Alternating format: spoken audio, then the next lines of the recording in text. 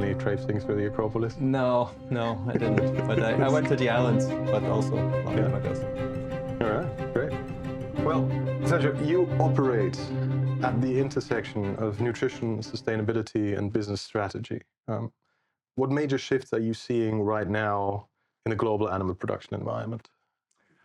I think the global animal production is evolving year by year, and we see now a lot more use of data actually to make the nutrition and the feed a lot more precise. We also see a great evolution in genetics and in other fields of the farm management. Okay, and in that context, for many producers over the last few years, more and more sustainability has entered the regulatory environment. There's more reporting, and that has, for many, layered cost on top of the production. Now we seem to be approaching a point where sustainability might move from cost center, or might have already moved from cost center towards value driver. How do you see that, and what is the business providing here for producers to solve that issue? I truly believe that if you're able to produce more efficiently and more sustainably, you're going to have less waste. And therefore also from an economic point of view, it's not going to be a cost driver, but also a value driver. So basically, you're not only doing good for the environment, but you're also doing good for the business. So there's a lot of examples that we see where we have also integrations of different production systems that actually allow you at the end to reuse materials, and in this cycle you have less waste, and therefore you're more sustainable for the environment, but also more efficient in production terms. And I really do believe that we are seeing now these shifts and this more integrated ways of producing in a more sustainable way. So it's really taking up the next level. There's a lot of pressure from governments, from the consumers, to be producing more sustainably. That's also increasing. First, it's seen as an additional cost to the farmers, but at the end of the day, if the systems are changed and this initial hurdle is overachieved, we see a lot more effective production systems, and therefore also more sustainable. And I truly believe that is the way forward, also from an economical point of view for the future farming. So in the last few years, we've seen incredible technological development, right? One of these developments is obviously the introduction of AI, but also what we're here discussing, microbiome analysis, coupled with biomarker analysis, blood-based analysis. How does AI fit into this? Like, what is the big step that mass data processing with AI allows us to do now? Yes, I mean, AI is all over, but also in protein production, I think we're seeing more and more that we're learning, having databases, and therefore we can be more precise in the feed and the food production. So therefore we are having more and more formulations that are really tailor-made for the needs of the animals, for the moment of their growth, and so on. And therefore we have this precision nutrition that we bring to the animals, and therefore we have less waste and more sustainability. So I really believe that the technology will help us more and more over the years. The more we create solid databases and we can analyze that with AI, we can then specifically formulate for each need. And we use the gut health as a good example, because having a good gut health in the right moments of the animals, then you really see that they have less mortality, less incidence of diseases, and so on. So the prevention really is going to help to have quicker and healthier growth of the animals. So it's good for animal welfare, it's good for sustainability, and it's good for efficiency. And the technology is really here to help us make this leap going forward, because we have a growing population. We have a need to have affordable protein production in the future, be it in eggs, milk, or meat. So therefore, I really believe that we're on the right track here, using precision services to produce precision nutrition.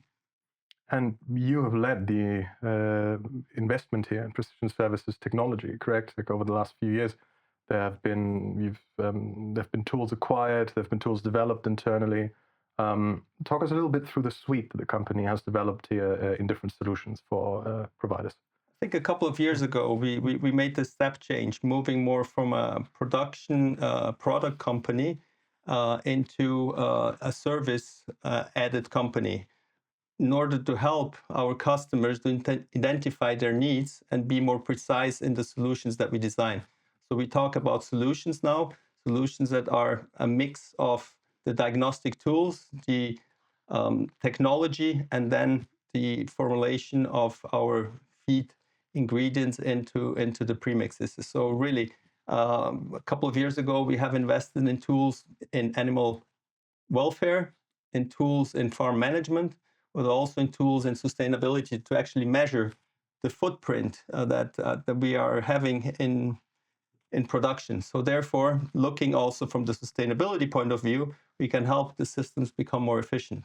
So I think these three fronts we have invested heavily to develop tools to, first of all, know our footprint and know the footprint of the production, know the footprint of the feed production, and also tools to understand what's happening in the animals. So basically, to understand at what moment what kind of products can be used. And the microbiome is a good example. With probiotics, we can prevent a lot of the future development of disease. There's early signs that we can track with predictive tools and algorithms to really find out when to use what to prevent future diseases. And we see the cycles. We know, for instance, for the chicken production, that the cycle is relatively short, so we can learn pretty quick on how to behave and how to formulate better in order to gain more efficiency. Yeah, we've heard from some of the experts some very interesting case studies around heat stress, around nutritional selection on the level of probiotics that really make a big difference. And it's the gut data, it's the microbiome data that really made that visible on that level. So moving that to the producer level, what challenges remain here for the producer to apply this level of analysis on a day-to-day basis? First of all, we need to create a database in order to know what is really happening. And therefore, it's quite cumbersome sometimes to build this database. So the initial investment is relatively high. So to be doing this investment is the first step. Once we have it, it's a lot easier, but then you're also challenged because we often talk about the gut and living organisms, and we have evolutions also of the disease, of the bacteria, of the viruses, and so on. So therefore, you also need to adapt constantly. So it is an evolution, because first of all, you need to understand where you're at, and then you need to evolve, because also the diseases keep evolving, and we need to be challenging and understanding it better each time in order to bring these efficiency gains that we are looking for. On the level of nutrition, plugging into this entire suite of precision services, obviously, if we're recommending, precision nutrition, we're talking vitamins, we're talking micronutrients, but these are commodities that are globally traded, and considering the current geopolitical situation with a little of unrest here or there, how is that affecting nutritional strategies for producers? So basically, a lot of the vitamins, they are really well known and produced at a certain standard. In a certain way, they are a commodity, but there's also different ways of producing them with less sustainability impact for the environment. So therefore, there's also evolution and also bioavailability that is changing. We have a new vitamin D, the high D, that has a much better absorption, and therefore we also evolve the way we present the vitamins today. So there's a constant evolution also in the way we produce, in the way we bring those products to the market. So it's not an absolute commodity, because the footprint is different. And also we are an European-based company, therefore we have a supply reliability which is quite high, given the potential geopolitical tariff wars that we are seeing being so growing in the market. So therefore, I think the European-based quality that we can provide is certainly a differential that we have in the market. And then we have a lot of investments in innovation to be at the forefront. And the third layer, which is the strategy of the company, is really to be more precise on when to use and at what dosage. Therefore, we come in with all the technology. So I think that's a bit the company strategy, how to be at the forefront and help our customers to be more efficient and to gain also in their productivity in animal welfare and sustainability for their production. So that's the core of what we do, sustainability at the heart.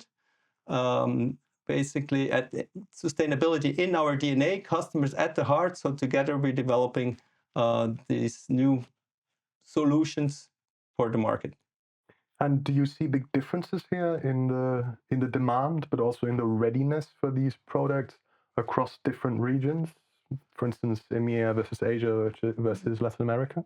I believe it's not even that much between different regions. Obviously, we have regional differences. We have species that are more prominent in like aquaculture in Asia or no swine production in the Middle East and so on. But it's more the production systems. And then we have different levels of production systems.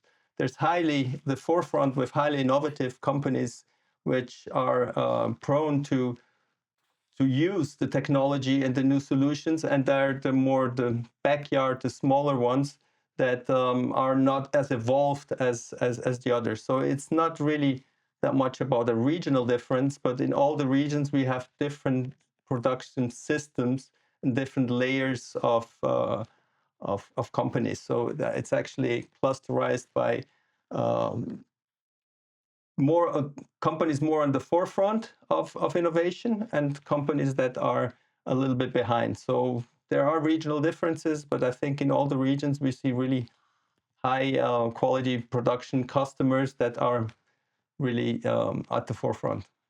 So let's say I am in one of these regions. I am a customer that is, let's say in the lower end of that readiness for precision services. Yet I want to go that route. I understand I have steps to take before I can properly leverage these tools. Does the company provide some type of onboarding onto this level? Like, is there a step-by-step program I can take? For sure. I mean, there's more or less complex models within the solutions that we provide. So there are the first layers where we actually have an idea on, we have a tool called Sustel, so people can analyze the impact they're having in their production. So there are different modules within Sustel that you can go even deeper or less deep, depending on how much the investment budget is for each one of the customers. So basically there are onboardings. We also have tools that are relatively easier. We measure the nutritional content of the feed and how we need to complement with essential products such as vitamins and other specialty ingredients. There are mycotoxin risk management analysis that we can run at a higher or lower level of information with higher and lower investment and cost and analysis. So it all starts on how much investment can you do at a certain moment. And sometimes we have really easy analysis that can be done and actually bring a lot of benefits. So we do have a lot of initial steps that we provide for the clients that are ready to invest in technology and learn more about their feed quality and how to improve that. Great. So consumer knowledge in context of animal production over the last few years has also accelerated. The consumer is demanding transparency on the level of what is this animal that I am eating or being fed. What are the micronutrients? Am I getting what I'm looking for? And then there's the entire value add between different levels of organic or biological certifications producers can get. Yeah. What are the consumer expectations, and how are you helping producers reach these expectations through the tools? I think nowadays also communication improved a lot because everything is online. So there's a lot of online information. There's a lot of studies that we do. There's a lot of studies that we publish about fact-based, science-based innovation that we are developing and so on. So all this information is publicly accessible. So we are providing via the internet and publishing papers a lot of information on nutrition, on how the feed production is done and so on. So there's more and more also labeling that we see in the supermarkets. So basically where the customer through QR codes can know more about how his food was produced, where it's coming from, what's the footprint, and so on. So I think there's more and more transparency through labeling, through legislation, but also through information publicly available through the internet. Mm-hmm. Can the producer find some assistance on the level, especially of labeling? Labels get more and more complex, more and more requirements, especially environments like the EU. There is a labeling regulation in the EU. So basically, this is controlled by the government bodies. So basically, you cannot just write anything on your package. It is regulated by the authorities. Mm.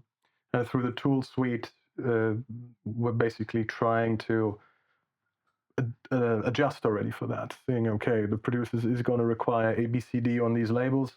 Let's make sure they get these insights delivered, already adjusted through the tools.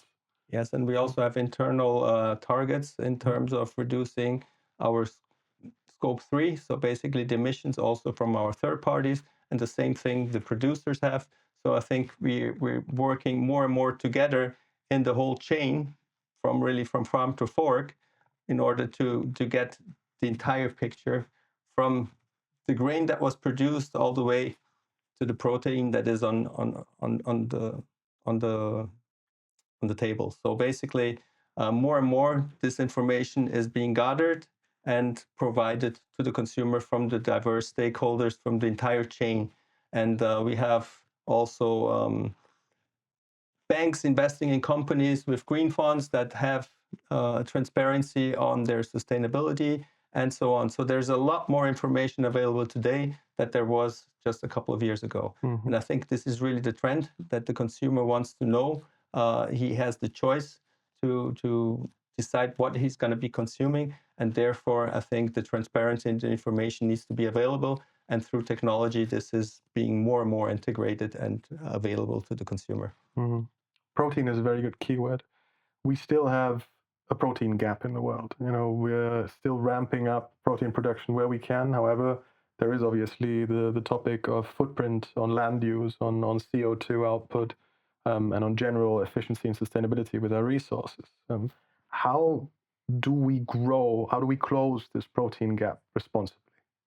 So basically, the idea is to get more value out of feed and therefore have a better conversion and therefore be more efficient. So basically, we are increasing the quality and the production and without increasing the footprint on the environment. So basically, that's the idea. That's how I do believe there's a growing population, and therefore we need to increase our productivity. I think the key is not in number of animals, but increasing the productivity of what we do.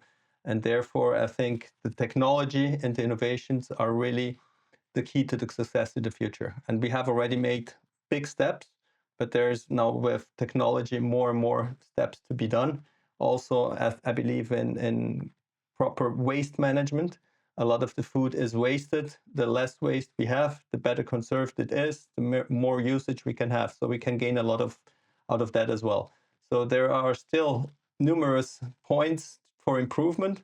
And therefore, I do believe we can tackle the challenge that we have of providing affordable food for a growing population.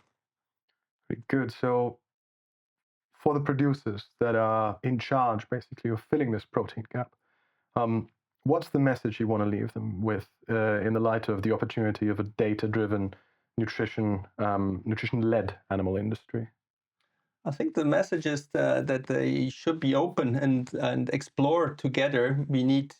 It's a difficult challenge to overcome, and therefore we need to work together. And when I say work together, is the feed industry, is academia, is the producers themselves, to really find out the optimal way of overcoming this challenge. So I think together we make it possible. That's our slogan, but I really mean it, because I think that if we go out on our own, we won't make the evolution that is needed in the next couple of years. So therefore, we must look at it and be open to do it differently, and then we will see the results and the gains. So my message is, let's do it together. Excellent. Well, I'm looking forward to doing that together. Thanks very much. Thank you, Sergio. It's going to be very interesting watching these development over the next coming years.